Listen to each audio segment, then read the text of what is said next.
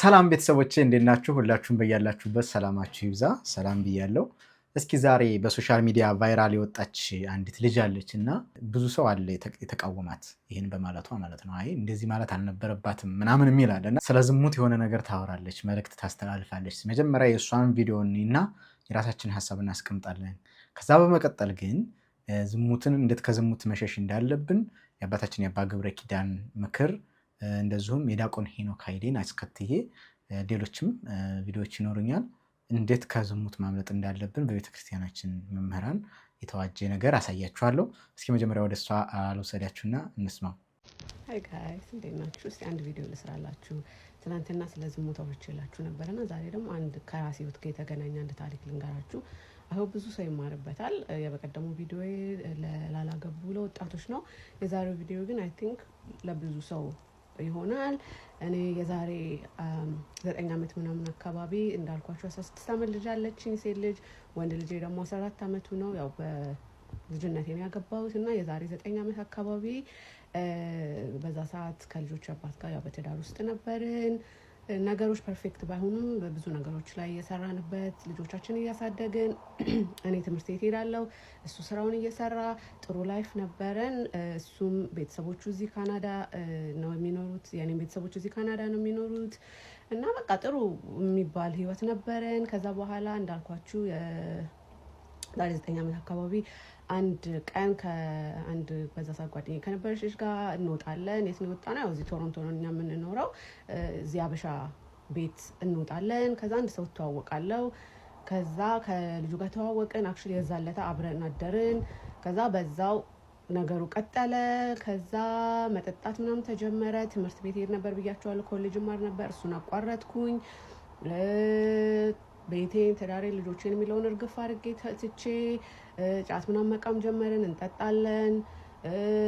በዝሙት መሳተፍ ነው በቃ ላይፋችን ይሄ ነው። እንወጣለን፣ ክለብ እንጠጣለን፣ እንደባደባለን፣ እንሰዳደባለን። በቃ ላይፋችን ይሄ ሆነ። እኔም በቃ በጣም እንትን ሆንኩኝ። በቃ የሆነ ማልሰማ ሰው ሆንኩኝ። ኢቭን የልጆቼ አባት ራሱ አስቀምጦ ሊመክር ሞክሮ ነበረ። ተይ ቅርብሽ፣ እኔ ጋር እንኳን ባይሆን ትዳራችን ባይሳካ የተሻለ ሰው ነው መመኝልሽ፣ የተሻለ ህይወት ነው መመኝልሽ፣ ይሄ ነገር ይቀይርሻል ምናምን አለኝ። አልሰማልኩ። ቤተሰብ ሊመክረኝ ሞከረ፣ ቤተሰብንም አልሰማልኩኝ። እንዳልኳችሁ በዛ ሁኔታ ቀጠለ።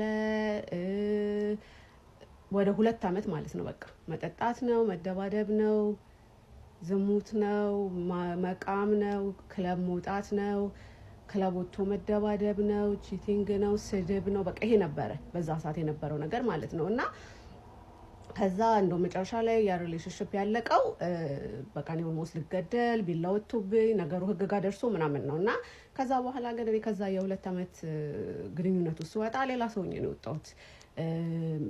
መንገድ የነበራት አላማ የነበራት ሴት። ከዛ በፊት ፐርፌክት አልነበርኩም፣ ግን ነገሮች ላይ እየሰራሁበት እንዳልኳችሁ ትምህርት ቤት ሄድ ነበር፣ አላማ ነበረኝ። መኪናዬን ይዤ ከቤተሰቤ ጋር በፍቅር ምኖር ሰው ነበርኩኝ።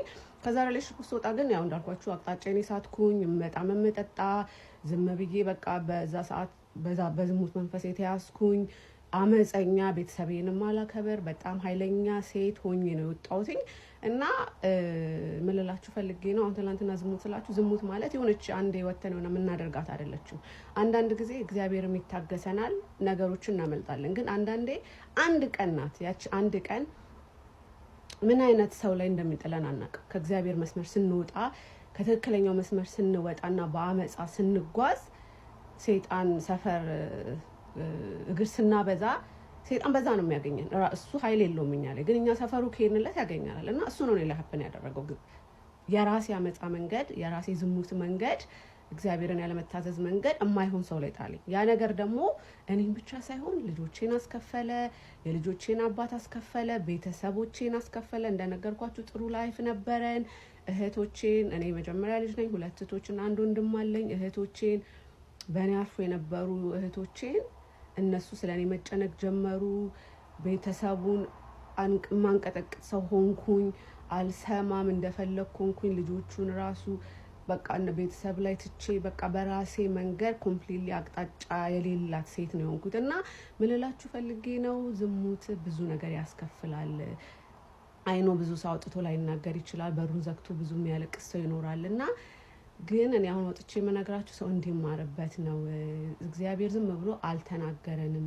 የሚያስከፍል ነገር፣ በጣም ከባድ ነገር። እኔ በዚህ 9 ዓመት ውስጥ ብዙ ነገር ነው ያጣሁት። ብዙ ነገር መስራት የምችልበትን ጊዜ ከዛ ነገር ለመላቀቅ ራሴን ፍለጋ እንደገና የድሮዋ ያቺ እንደዛ አይነት እናት ለመሆን ከሱስ ለመላቀቅ ከእንደዚህ ከወንድ ከመቀየር ለመላቀቅ አፈር ስበላ ነው የከረምኩት።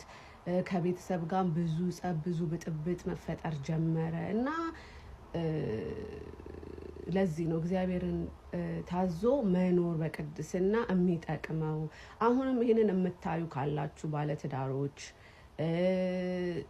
የሆነ መንገድ ላይ የሆነ ህይወት ውስጥ ያላችሁ አይመስልም እንጂ አንድ ቀን ነው፣ አንድ ቀን ዋጋ ያስከፍላል። ያ ደግሞ የምንከፍለው ዋጋ በጣም ከባድ የሚያም ነው። እኔ የማላገኛቸው ብዙ እድሎች አምልጠውኛል።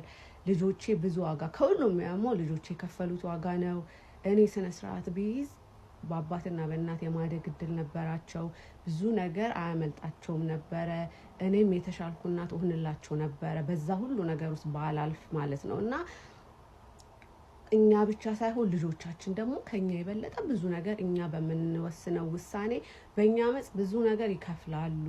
ምክንያቱም እንዳልኳቸው የኔ ልጆች ከፍለዋል፣ እኔ ብዙ ከፍያለሁ። ለዚህ ነው በቀደም ያልኳችሁ አንዳንዱ እድሜ ልክ ነው ያልኳችሁ። አንዳንዱ ነገር አይለቀንም። ንስሐ ገብተን ብንመለስም አይለቀንም። በቃ ያ የዘራነውን ነገር ማጨዳችን አይቀርም እስከ መጨረሻው ድረስ። ያንን ስናጸዳ ብዙ ቁጭት አለ፣ ብዙ ህመም አለ። እና እናቴ ምን ትላለች? ድሮ አይገባኝም ነበር። አሁን ስቲል እየሰራሁበት ነው ከዛ ትዕቢትና ከአመፃና ከአልሰማ ባይነት ለመላቀቅና ግን እናቴ ሁሌ ምን ትላለች? ሰው በጽድቅ ከኖረ አይቆጨውም፣ ምንም ነገር ቀና ብሎ ይሄዳል ትል ነበር። እና ትክክል ናት። በጽድቅ ከኖርን አይቆጨንም ብዙም ነገር። ግን ራሳችን ያበላሸነውን ነገር አይምሯችን ራሱ እንዳልኳችሁ እኔ አንዴ ቤተሰቤን አንዴ ልጆቼን አባት ብሌም ማላረገው ሰው አልነበረም ለዙሉ ለማልፍበት ላለፍኩበት ነገር። ምክንያቱም አንዳንድ አይምሯችን ይከብዷላል። እኔ ነኝ ያመጣሁት፣ የራሴ አመፃ ነው፣ የራሴ አለማዳመጥ አለመታዘዝ ነው ማለት እና ግን ያንን ነገር እስክንል ደግሞ ላይፍ አፈር ነው የምታስበላን በቃና አንቀየርምም ደግሞ እና ምን ልላችሁ ፈልጌ ነው፣ መንገዳችሁን አስተካክሉ። እግዚአብሔር አለ፣ እግዚአብሔር ያያል። ሰይጣን ደግሞ ዝም ብሎ አይለቃችሁም። አንድ ቀን አፈር ነው የሚያበላችሁ። ስለዚህ ከማልቀሳችሁ በፊት ልጆቻችሁ ብዙ ከማልቀሳቸው በፊት የእድሜ ልክ ጸጸት ከማትረፋችሁ በፊት ተመለሱ፣ እግዚአብሔርን ታዘዙ።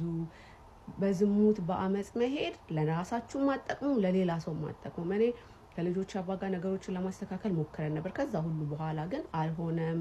አንዴ ነገሮች ከተበላሹ ከባድ ነው። ከዛ በኋላ ህይወቴ ውስጥ ሰው ገብቶ ነበረ፣ መልካም ሰው ምለው፣ ግን ያንንም ሰው ጎዳሁት። ምክንያቱም በዛ ነገር ውስጥ ብዙ ነገር ስታልፉ እናንተ ራሳችሁ ለሌላም ሰው የማትሆኑ ነው የምትሆኑት።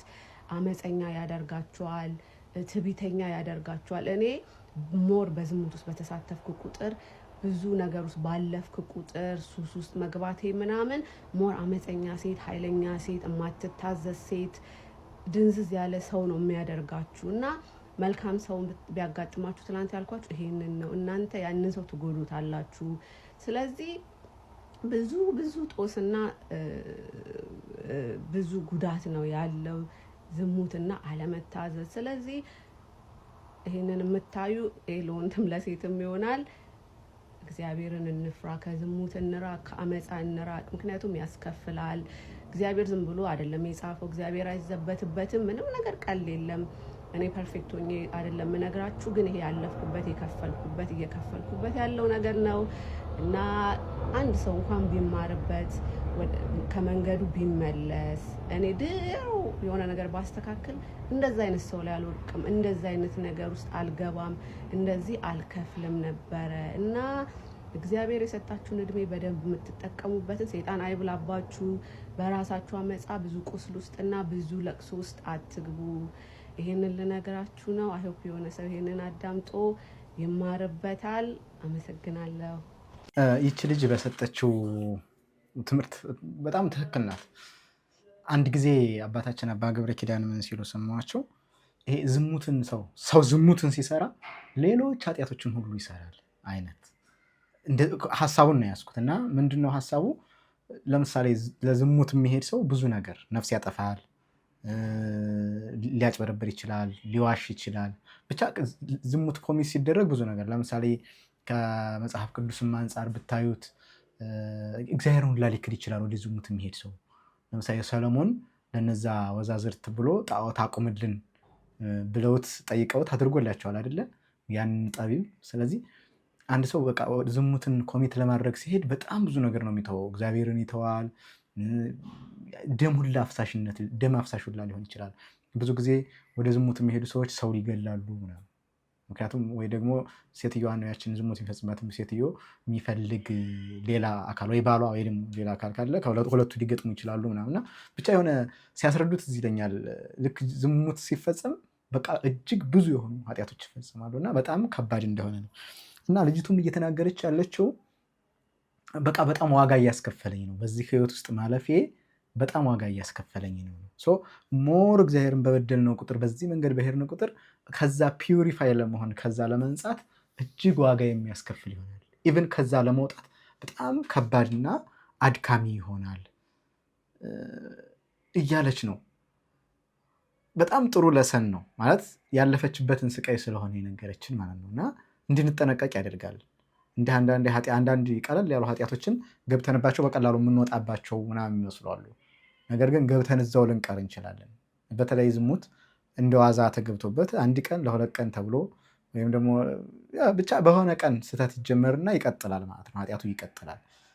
ስለዚህ በጣም ይሄ መደንገጥና ወደኋላ መመለስ፣ ማሰብ፣ ንስሐ መግባትና ራስን መጠበቅ ግድ ይላል ነው። ምንድነው ሶሻል ሚዲያ ላይ በዚህ ቪዲዮ ዙሪያ ኮሜንት ሲሰጥ ያየሁት፣ ለዚህ ጥሩ ነው ወይ በዚህ ልክ ግልጽ ሆና ራሷን እንዲህ አደርግ ነበር ብላ ኃጢአቷን መናገሯ ጥሩ ነው ወይ የሚል ነው። የእናንተን ሀሳብ አላውቅም። የሰማሁት ከሌላ ሳይድ ምንድነው ልጆቿ አሉና ልጆቿ አሁን ለምሳሌ ትምህርት ቤት ይሄዳሉ፣ ልጆች ጋር ይገናኛሉ ምናምን። ይሄንን ስቶሪ ሲሰሙ ልጆቿ አይሳቀቁም ወይ? ልጅና ልጅ ሲጣላ እንኳ እናትህ እንዴት አደርግ ነበር ብሎ የመሰደብ ነገር ሲመጣ ትንሽ እነሱ አይሰበሩም ወይ? የእነሱ ሞራል ሳይኮሎጂካሊ ለመጠበቅ እንዴት ይታያል የሚል ሪፍሌክሽን አይቼ ነው። እና እናንተ እስኪ ምን ይመስላችኋል? ኃጢአቷን በዚህ መልኩ መናገሯ እኔ እንዲያደርግ ነበር ብላ መናገሯ ለልጆቿ ያለውን ኢፌክት አይኖ እሷ ቀምሰዋለች፣ ኃጢአቱን ተጋፍጠዋለች። አሁን ደግሞ አሸነፈው ከዛ ወጥታ እንደወጣችና ነው እየነገረችን ያለችው። ሁለተኛ ደግሞ ቤተሰቦቿ እንደበተነባት ልጆቿ እንኳ በስነስርዓት ማሳደግ እንዳልቻለች ምናምን ነው። ያለ እናትና ያለ አባት ጀስት ስለተለያዩ እያደጉ ነው ልጆች ነው። ይህን ሁሉ ሪግሬት በሌላ ሰው ላይ አፕላይ እንዳይደረግ ለሌላ ሰው ለሰን እንዲሆን ለሌላ ሰው ትምህርት እንዲሆን ነው እየተናገረች ያለችው። እና ምን ይመስላችኋል እንደዚህ ወጥቶ መናገሩ የሚያሳድረው ኢፌክት በልጆቿ ላይ ወይም ወደፊት ህይወቷ ላይ፣ ለምሳሌ ወደፊት ወደ ህይወቷ አፕሮች በሚያደርገው ሰው ላይ ምን ይመስላችኋል? ፐብሊክ ላይ ወጥቶ መናገሩ እስኪ ይህን በኮሜንት አሳውቁኝ። ከዚህ ቀጣይ እስኪ የኛውን ህይወት ዝሙትን ተጠንቀቁ፣ ምኞትን ቆርጣችሁ ጣሉ። ህሊናቸው ንጹህ ነው። ህፃናት ህሊናቸው ንጹህ ነው። አሁን ቅዳሴ ሲቀደስ እግዚአብሔርን እኮ ያያሉ። ይገርማቸዋል። ህፃናት ቅዳሴ ሲቀደስ እግዚአብሔርን ያዩታል። እኛ አይታየንም፣ የኃጢአት መጋረጃ ስለጋረደን። ብፁዓን ንጹሐነ ልብ እስመ እሙንቱ ይሬእይዎ ለእግዚአብሔር። ልባቸው ንጹህ የሆኑ ሰዎች እነሱ ንዑዳን ክቡራን ናቸው። ማንን ያዩታልና? እግዚአብሔርን ያዩታልና። ስለዚህ ህፃናት ለማመንዘር የሚያስችላቸውን ወደ ኃጢአት ሊጥላቸው የሚያስችላቸው ጉዳይ ውስጥ ይገቡና ችግር የለውም ብለው ይዝናናሉ። መጽሐፍ ቅዱስ እንደዛ ይላል። ድካምን ማወቅ አለበት፣ ሰውነታችሁን እንዳታምኑት። አንዳንዴ በተለይ በጋብቻም በወጣትም ከጋብቻ በፊትም ያለ ሰው እኔ አልወድቅም የሚል አንዳንዴ ኮንፊደንስ፣ እኛ ብዙ ጊዜ እኮ አብረን አሳልፈን ከእሷ ጋር ምንም የተፈጠረ ነገር የለም፣ ስለዚህ አይፈጠርም ከዚህ በኋላ። ይሄ እኔ ምን ይመስለኛል መሰላችሁ፣ ለዓመት በዓል የምንገዛው በግ እንደገዛ እናርደዋለን፣ ይታረዳል። እና አሁን ምናልባት ኢንተርቪው የሚያደርገው ጋዜጠኛ ቢመጣ ያን በግ እንዴት ነው ብትሉት፣ አይ እኔ አልነኩኝም እኮ በዚህ ምንም ያው ትናንት ይችሉ ነበር ዛሬ አልነኩ ነገም ይላል። ዓመት በዓል እስኪደርስ ይቀርለታል። ስለዚህ ሌላ ቀን አልነካኝም ምንም አልሆንም ብትሉ ዓመት በዓል እስኪመጣ ነው እንዳትረሱት። ቀን አለው ማለት ምንም ቢሆን ራስህን እንዳታምን ድካሙን የሚያውቅ ሰው መጽሐፍ ቅዱስ ይላል ከዝሙት በሉ እስኪ ሽሹ። ምን አድርጉ? ቁጭ ብላችሁ ተመካከሩ ነው የሚለው። ስለ ዝሙት መጥፎነት ተመካከሩ አይደል? ከዝሙት ምን በሉ ሽሹ። ምን እንደሆነ እንዳላሳያችሁ እዚህ መቆም አለብኝ እንጂ መሮጥ። ከዝሙት ሽሹ ሊትራሊ ሩጡ ነው እንጂ ቁጭ ብላችሁ ዝሙት እኮ መጥፎ ነው አይደል? ሽሹ ነው። እንደማ እንደ ዮሴፍ ልብሱን ጥሎላት ምን አለ? ሸሸ። ቁጭ አድርጎ ቢመክራት ነው አልገባሽም እኮ አንቺ ቢል ኖሮ እዛው ይቀራል ማለት ነው። አግብቶ ወልዶ ከብዶ እዛው ይቀር ነበር። ሽሹ ማለት ሊትራሊ ሽሹ ነው። ራስንም እንዳታምነው። በዜናው ይገርማቸዋል። አንድ አባት መጽሐፈ መነኮሳት ላይ ወደ 90 ዓመት ሆኖታልና መቼስ ከዚህ በኋላ አልወድቅም ብሎ ሌሎችም አይወድቅም ብለው አስበው በቃ የምታገለግለው ሴት አንዲት ወጣት ሴት ትምጣና እዛው ያገለገለችው ትርዳው ብለው ሰጡት ማለት ነው። 90 ዓመት አልፎታል። ታሪኩን ሳሳጥረው በአመቱ ወለደ ከሷ። እየሰማችሁ ነው። 90 ዓመት ሆኖታል እና ምን አለ? እኔ ተኝቻለሁ በሉ እስኪ ልቤ ግን ንቁ ነው። ሰው ካልሞተ ምን እንዳትሉት ሬሳ ሲሆን መቼስ ነፍስ ይማር ብሎ መሄድ ይቻላል። ትክክል ነው። መምህራችን እንዳቆን ሄነ ካይል የሚለው በቃ መሮጥ፣ ቀጥታ መሮጥ መሸሽ ነው እና ይሄ ስለሚያታልል እኮ ነው። ምክንያቱም ስሜት ነው አይደል? የሰው ልጅ በጣም ትልቅ ጠቢብ የሚባለው የሰው ልጅ ራሱን መግዛት የሚችል ነው። ራሱን መግዛት ሲችል አንድ ሰው በጣም ትልቅ ጠቢብ ይባላል። ስለዚህ በቃ አንደኛ የጥበብ መጀመሪያው እግዚአብሔርን መፍራት ነው። እግዚአብሔርን በመፍራት ውስጥ ስንኖር ግን በቃ ራስን እንደ መግዛት እንደውም ከተማ ከሚገዛ ራሱን የሚገዛ ይበልጣል ይላል ጠቢብ። ስለዚህ ራስን መግዛት ነው። ይህንን ስሜትን ለመግዛት ያለው አማራጭ ቁጭ ብሎ ዲስከስ ማድረግ ሳይሆን ማምለጥ ማለት ነው። ስለዚህ ዝሙትን አጥብቆ መሸሽ እንደሚገባ ነው የተማርኩት። እሷም የተናገረችው እንደዚህ ነው። በቃ እሽሹ፣ ተውት፣ በቃ ኋላ ዋጋ ያስከፍላችኋል። እንደኔ አፈር ድሜ እንደው ቃል በቃል ነው የተናገረችው። አፈር ድሜ ነው ያበላኝ ብላለች እና አፈር ድሜ እንዳያበላን አስቀድመን መሸሽ አለብን ማለት ነው። እንቀጥል። ጊዜያዊ ፍቅር አለ፣ የአይን ፍቅር አለ፣ የዝሙት ፍቅር አለ። ይሄ ዘለቄታዊ ያለው እውነተኛው ፍቅር ማለት ነው። የሚታገሰው ትክክለኛው ፍቅር፣ ንጽህናን የሚጠብቀው ፍቅር፣ ሃይማኖትን የሚጠብቀው ፍቅር፣ እሱን መፈለግ ያስፈልጋል። እሱ ቢኖር እርግጠኛ ነኝ እንደውም እዚህ ደረጃ ላይ ደርሱም ነበር እና አንደኛ በስልክ የተዋወቁትን በአካል የማይተዋወቁትን ሰው ጥሩ ነው ለጋብቻ ማሰቡና መዋደዱ ጥሩ ነው። ግን የማያጠግብ እንጀራ ምጣዱ ላይ ያስታውቃል። ስሜት ላይ ናቸው ያሉት እነዚህ ሰዎች ማለት ነው። በቃ ስለ ዝሙት ማውራት፣ አካልን እየጠቀሱ መነጋገር፣ ይሄ ስሜት ነው። በቃ ኑሮ አይደለም። ይሄ ከትዳር በኋላ የምትደርስበት ነው። አብረው ሲሆኑ የሚያደርጉትን ነገር ገና ሳይገናኙ እነዚህ ሰዎች እኮ አሁን እንደው መራራቃቸው ጠቀማቸው እንጂ በስልክ ስለ ዝሙት ካወሩ አብረው ሻይ ቡና ሲሉ ደግሞ ምን እንደሚፈጠር ማሰብ ነው። ከጋብቻ ውጪ ግንኙነት ይፈጸማል። ከጋብቻ ውጪ ልጅ ይመጣል። ከዛ ሌላ ህይወት ውስጥ ይገባል ማለት ነው። ስለዚህ አቋምን ማስተካከል ያስፈልጋል። ዝሙት ያው ዝሙት ነው። በአይንም ተሰራ፣ በንግግርም ተሰራ፣ በእጅም ተሰራ። እነዚህ መቅድሞች ናቸው። እነዚህ ለዋናው ለትልቁ ዝሙት ማለት ነው። እንትንን ነው ማጠር ያለብህ አይደል? አርቆ ማጠር ይላል አይደል ክርስቶስም። እኔ ግን እላችኋለሁ ወደ ሴት ያየ የተመኛትም ያን ጊዜ በልቡ ከእርሷ ጋር አመነዘረ። አየህ፣ አርቆ ሲያጥር ነው ይላሉ። ማየት ደግሞ አሁን ድንገት ገበያም ስትሄድ ሱቅም ስትሄድ ሴት ልጅ ስላየህ አይደለም፣ ፐርፐዝሊ ማየት ማለት ነው። በቀዳዳ ማየት፣ የሆነ ነገር ላይ ተንጠራርተ ማየት፣ ሆን ብለህ ማየት። አሁን እንደውም በስልካቸው ላይ ነው አይደል ዙሚን ዙም አውት እያደረጉ እሱን ነው ማየት። በቃ ለዝሙት ማየት ማለት እሱ በትክክል አመንዝሯል። የማቴዎስ ወንጌል ምዕራፍ 5 ቁጥር 28 ላይ። ስለዚህ መመካከር ያስፈልጋል። ምንድነው ዓላማችን ነው? በቃ የኔና ያንተ ዓላማ ምንድነው? ጋብቻ ነው። አዎ፣ ጋብቻውን የሚያጸኑ ነገሮችን ማውራት ማለት ነው። እነሱን ነገሮች መስራት። ጋብቻው የሚሆነው እንዴት ነው? በቤተክርስቲያን ነው። አዎ፣ ከዛ እኔ መጥቼ ነው አንተ መጥተህ ነው። እሱ ላይ መስራት ነው። በቃ እዛው ስንገባ እኮ ሰዓት አይበቃንም ራሱ ለማውራት ማለት ነው። አሁን ዓላማችንን እዛ ቁጭ አድርገን እኛ ያለነው ተራ ነገር ላይ ነው ማለት ነው። ስለዚህ ብንን ስንል ኃጢአት ውስጥ መሆናችንን ነው የሚነግረን ሰይጣን። አሁን የደፈነው ልባችንን ለዛ ነው። ስለዚህ አታውሩ አይባልም፣ አውሩ፣ ተነጋገሩ። ግን ዝሙትን በተመለከተ ማውራት አግባብ አይደለም። በጣም ከባድ ነው። ከዚህ መራቅ ነው የሚያስፈልገው።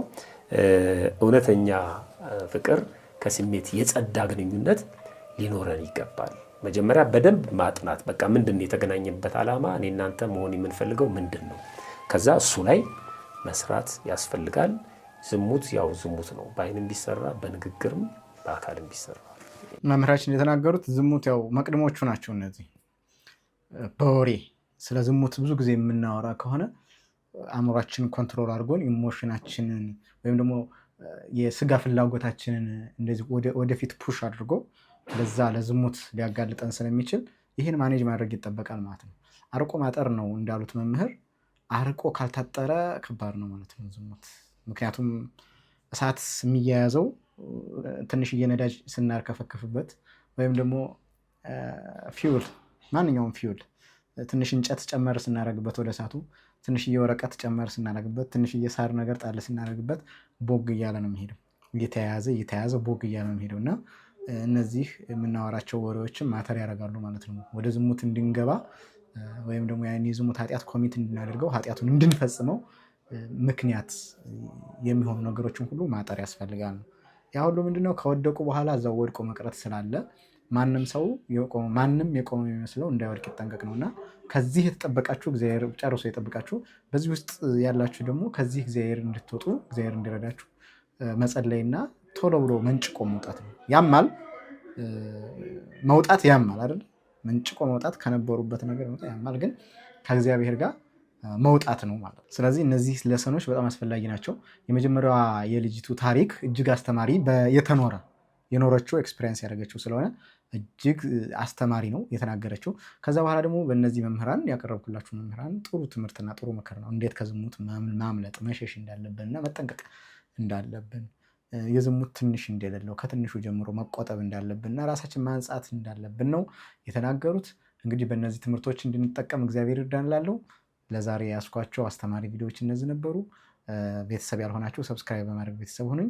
ላይክ እና ሼር በማድረግ ለወዳጅ ቤተሰቦቻችሁ እንዳዩት አድርጓቸው። አመሰግናለሁ።